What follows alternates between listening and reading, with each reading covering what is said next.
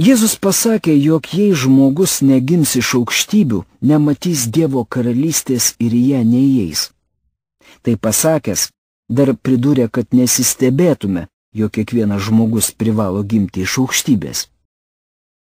Jėzus nekalbėjo apie tai, kad žmogus galėtų, turėtų ar norėtų gimti. Ne, jis tiesiog privalo gimti iš aukštybės, antraip niekada nepateks į dangų. Į ten patenkama tik per vienerias duris, tai yra per Jėzų Kristų. Potyrį, kurį išgyvenus patenkame į dangų, Jėzus pavadino gimimu iš aukštybės. Dar kartą pasiaiškinkime, kas tai yra. Ką Jėzus turėjo galvoje, sakydamas, jūs turite gimti iš aukštybės? Naujas gimimas tai dvasinis potyris, prie kurio gali privesti daug gyvenimo įvykių. Tad galima sakyti, jog šis potyris apima tam tikrą laiko tarpsnį, bet pats yra trumpalaikis. Duotu laiko momentu žmogus pripažįsta savo nuodėmingumą ir tai, kad Jėzus Kristus mirdamas ant kryžiaus sumokėjo kainą už jo nuodėmes. Jis jas išpažįsta, atgailauja ir pripažįsta, jog jam reikia Kristaus, kuris vienintelis turi galią atleisti nuodėmes. Po to tikėjimu priima Jėzų kaip asmeninį gelbėtoją ir jam atsiduoda. Taip darydamas, žmogus pripažįsta, jog Jėzus Kristus yra Dievas. Būtent tai ir vadinama gimimu iš aukštybės.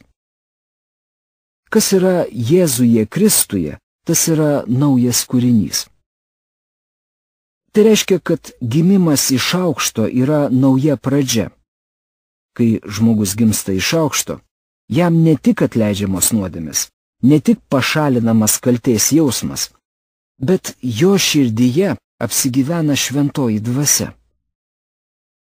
Tai paaiškina faktą, jog iš aukštybių gimęs žmogus nebegali būti toks, koks buvo anksčiau.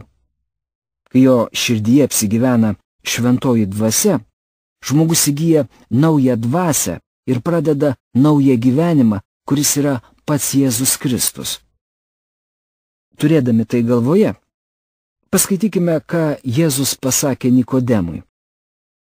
Nesistebėk, jog pasakiau, jums reikia atgimti iš aukštybės. Skaitydami toliau, matome, jog tai pasakęs Jėzus Nikodemui paaiškino, kad šis potyris panašus į vėją. Nežinia, iš kur jis ateina ir kur nueina. Tiesą sakant, pats naujo gimimo potyris nematomas.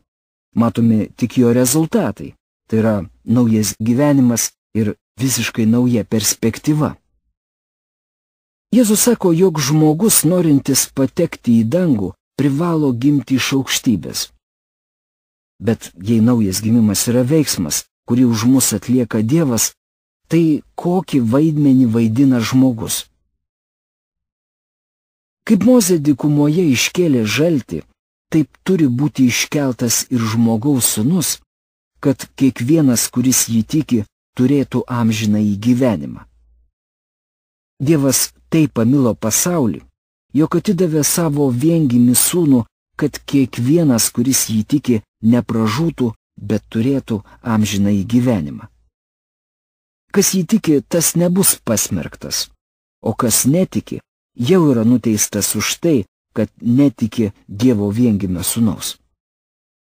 Kas tiki sūnų, turi amžiną gyvenimą, o kas nenori sūnaus tikėti, gyvenimo nematys. Virš jo kybo Dievo rūstybė.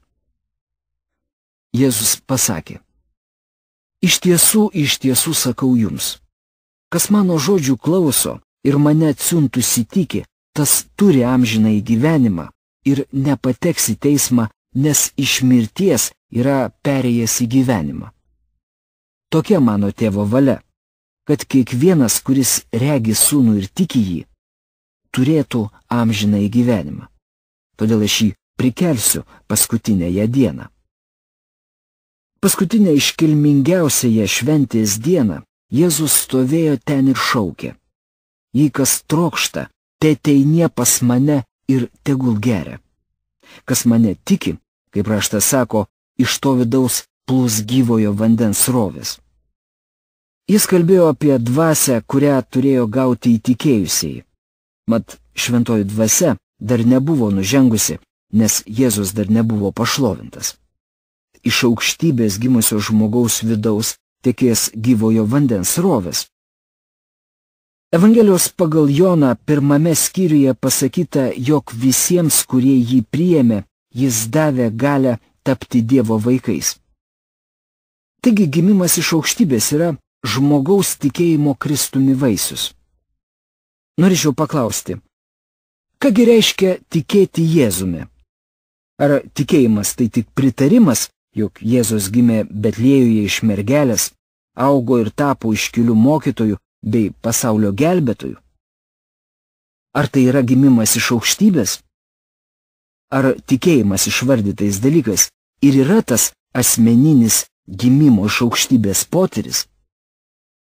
Na, tiesą pasakius, ne visai taip. Yra tik du variantai. Tikėti, jog Jėzus yra Dievas, arba tuo, kad jis buvo didžiausias melagis, baisiausias apgavikas ir sukčius, mat pats teigia esąs Dievas. Kaipgi tuomet jis galėjo būti geras, jeigu teigė esąs Dievas? Bet jei jis Dievas, argi neturi teisę sakyti, aš esu duris, aš esu kelias, tiesa ir gyvenimas, ir niekas neteina pas tėvą kitaip, kaip tik per mane. Jūs supa daugybė žmonių. Vieni yra jūsų draugai, kiti bendradarbiai. Jei paklaustumėte, dažnas iš jų atsakytų, jog Jėzus buvo šaunus vaikinas. Bet paklauskite, ar jie pasitikė juo kaip savo gelbėtoju, ir pasigirs atsakymas, ne, iki to aš dar nepriejau. Jei tikite, kad Jėzus toks puikus vaikinas, tai kodėl jo nepasitikite? Išgirdę šį klausimą, žmonės ima teisintis, kad netiki, jog Jėzus yra vienintelis kelias. Kągi, tada Jėzus nebuvo toks geras, kaip teigiama. Juk jis pats pasakė, esąs vienintelis kelias.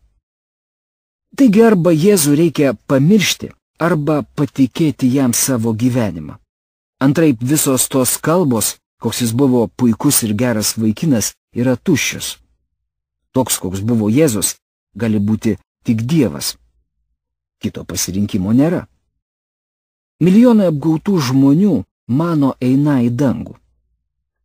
Norėčiau pasakyti, kad jei atsisakysite pripažinti, jog Jėzus Kristus yra Dievas, jūs pražuvęs ir į dangų tikrai nepateksite, nes ten veda tik vienas kelias. Pats Dievas sukūręs dangų ir parūpinęs atnašą už mūsų nuodėmes, tai yra Jėzų Kristų, pasakė, kad kelias yra tik vienas.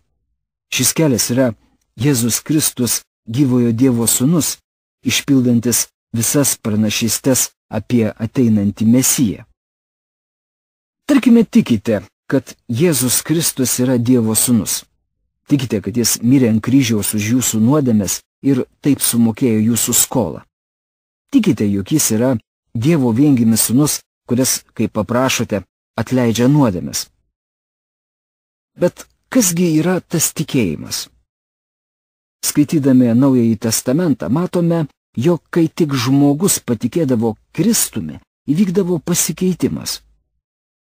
O dabar pagalvokime apie save. Jei jūs pripažįstate, kad Jėzus Kristus yra Dievo sūnus ir tikrai širdimi tikite, kad jis yra Dievas, vadinasi, savo gyvenimą patikite jam.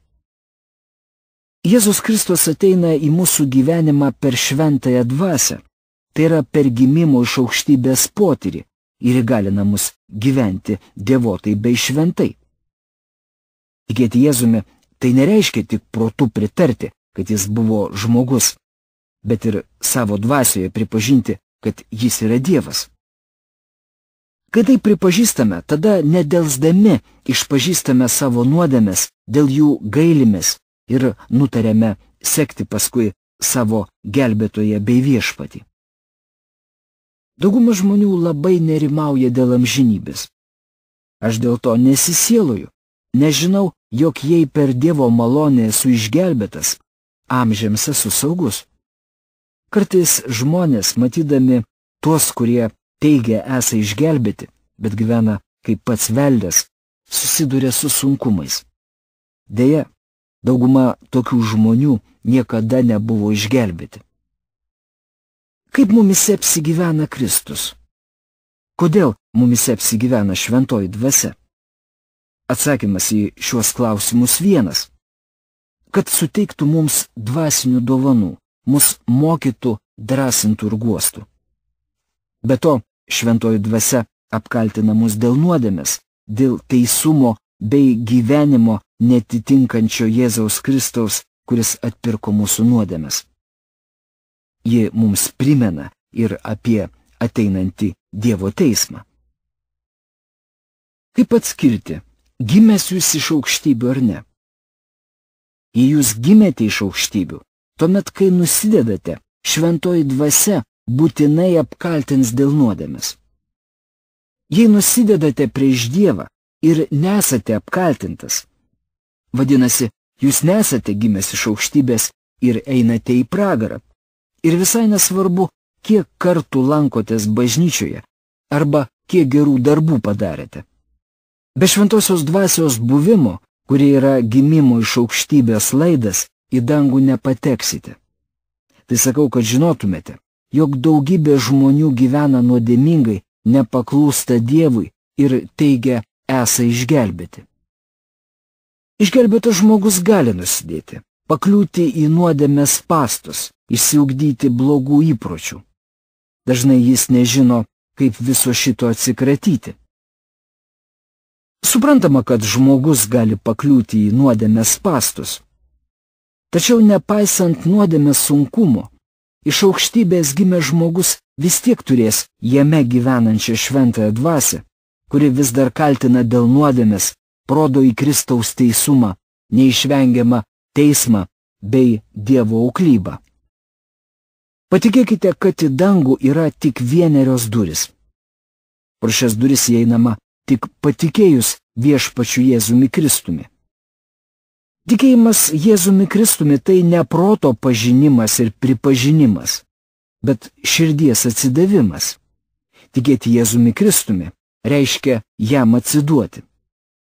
Tuomet jo gyvenimas tampa jūsų gyvenimu ir jūs pasikeičiate.